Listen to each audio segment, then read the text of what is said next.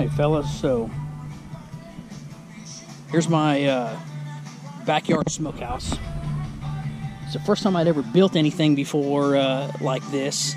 You know, I'm not completely an idiot when it comes to doing stuff, but pouring my own concrete, I'd never done that. I'd never done any cinder block work. So I'm pretty happy with the way it came out. Hit a couple snags here and there. There's some things about it that I don't like. I really didn't have like a plan. It really wasn't drawn up. I took my idea, my muse, I guess, from a picture on Amazon, or not on Amazon, but on Google. And I just kind of took that idea and ran with it. Theirs was a little bit bigger. I think theirs was 4 cinder blocks wide or 3 cinder blocks wide, and mine is 2.5 cinder blocks wide. So all in all, I think I got about 30 inches of cooking space wide in there. Let's open this bad boy up.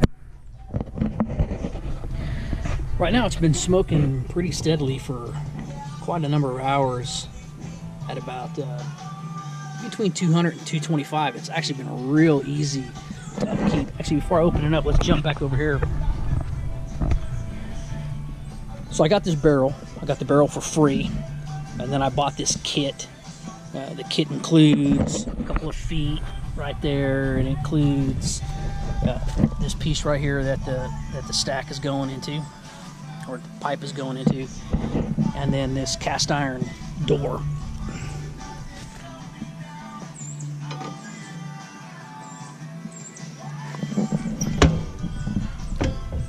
So you can see I got a little fire going in there, not much. I'm using some pretty small wood, so by itself, with just the wood, this smokehouse would probably get up to about 110 degrees using just these little small tiny pieces right over here. So that's not too bad, considering I don't have a raging fire and I'm really not spending that much money on wood. The way I'm getting around this, as far as you know, I'm not really too big into the cold smoke. I did cold smoke this meat that I have in here for about 2 hours, which is not that long. I'm really using it as more of barbecue style. You know, I'll get it to the right temperature and just kind of keep it there until I know the meat is done.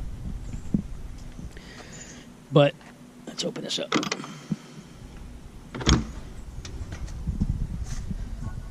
So as you can see, on the inside here, I took some straps. I got some screws set up, different spots, so I can move these racks around whenever I want, wherever I need to. This is the first time I've ever tried smoking any meat in here, so it's kind of a test run. I'm doing some Big Island smoked meat. I tried some so far. Seems to be pretty good. Maybe a little too salty, but you know, I'll try the rest of it and see how it goes. You can tell by looking already on the inside, just for the first smoke, everything's already starting to get that nice look, that black smoke look on the inside, which is going to cure this thing, keep it from rotting out. But down here at the bottom, I can already tell I need to put some type of rack here, maybe with a bowl with some water in it to catch some of the droppings, and maybe, and no doubt about it, I'm going to have to line this thing with tin foil, because it's just going to be a mess if I don't. But as you can see down here, I'm cheating a little bit. I've got a burner in here in the bottom. It's really easy to do. Got it at Academy. The whole setup probably cost me 24 bucks, 12 for the burner, and another 12 for the connection to the tank. Let's close this bad boy back up here.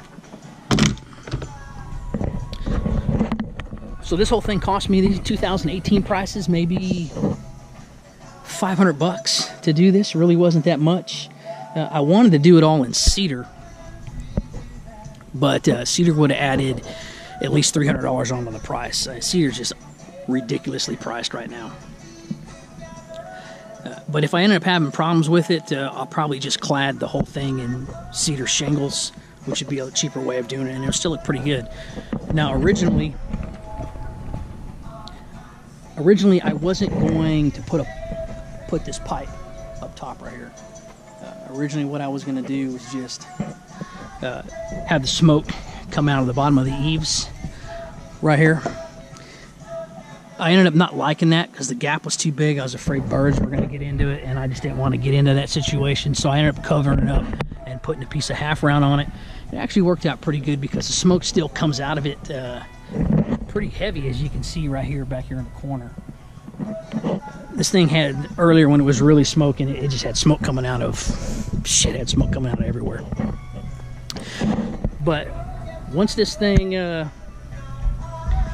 once the door kind of weathers up and matches the rest of this thing, rest of the wood, I'll go ahead and pressure wash it, and then I'll do a stain with a sealer on it. Same thing for the concrete and the cinder block. I'll end up acid washing both of them, fixing those joints up, making them look a little cleaner, and then I'll seal the whole thing. But I just couldn't wait anymore. I had to use the thing. Anyways, if you got any questions, just ask me in the bottom. I'll be more than happy to answer them. All right, guys. Later.